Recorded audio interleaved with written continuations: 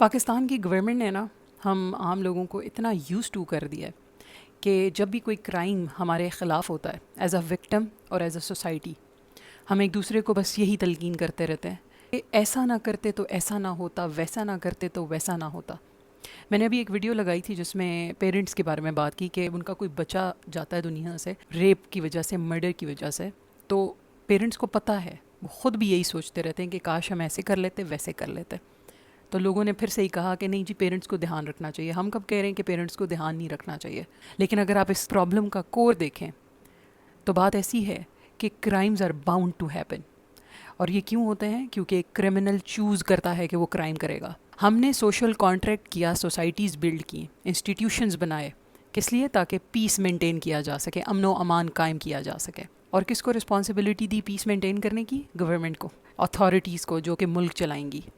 आज हम टैक्स किन को देते हैं? गवर्नमेंट को। और उसने हमारी ट्रेनिंग ये कर दी है कि जब भी कोई क्राइम हमारे ख़िलाफ़ होगा इस सोसाइटी में, तो हमने ख़ुद को खुद ही प्रोटेक्ट करना है। आज हमारी ये हालत होगी है, ये जो सरगोदा वाला किस्सा है उसमें माँ बाप खुद कह रहे हैं विक्टिम के कि हमें नहीं पता ये बचा रहे हैं शायद उन बाकी कल्प्रिट्स को। ये सिस्टम का वो हाल है जिसकी वजह से आज माँ बाप को एज पेरेंट्स हम लोग अपने बच्चों को दरवाज़ों से निकलने ना दें।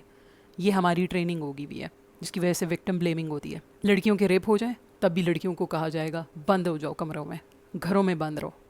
बच्चों का मर्डर हो जाए, रेप हो जाए, बच्चों को बंद करना शुरू कर दो। पेरेंट्स को गालियाँ देना शुरू कर दो कि वो बच्चों को बंद क्यों नहीं कर रहे।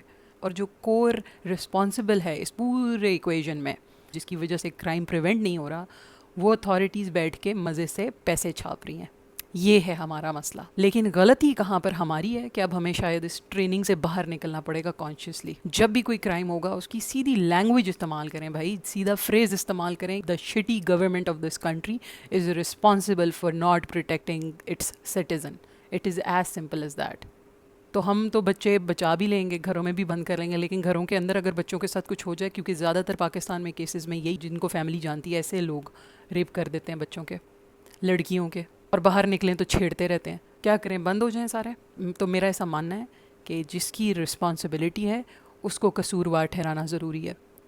एक क्रिमिनल क्राइम चूज़ करता है और उसको सज़ा कौन नहीं दे रहा? वो है वो गवर्नमेंट, जो कि प्रिवेंट नहीं करी सज़ाएं देकर। अदालतों में केसेस पे केसेस पड़े हुए हैं जिनको कभी कोई खोल के नहीं देख रहा। छोड़ दें आप रेप्स और मर्डर के केसेस को। और एज अ सोसाइटी मेरा आपसे सवाल है कि क्या कभी आपने किसी मर्डर विक्टिम को ये बोला है कि तुम्हारा मर्डर इसलिए हुआ था क्योंकि तुम सांस ले रहे थे? तो प्लीज़ थोड़ा रहम खाएं। हर शख्स इस सोसाइटी में डरा हुआ है, सब बड़ी ही प्रिकॉशन से चीज़ें कर रहे हैं, लेकिन फिर भी crimes are bound to happen. उसकी रिस्पॉन्सिबिलिटी गवर्नमेंट और अथॉरिटीज़ की है।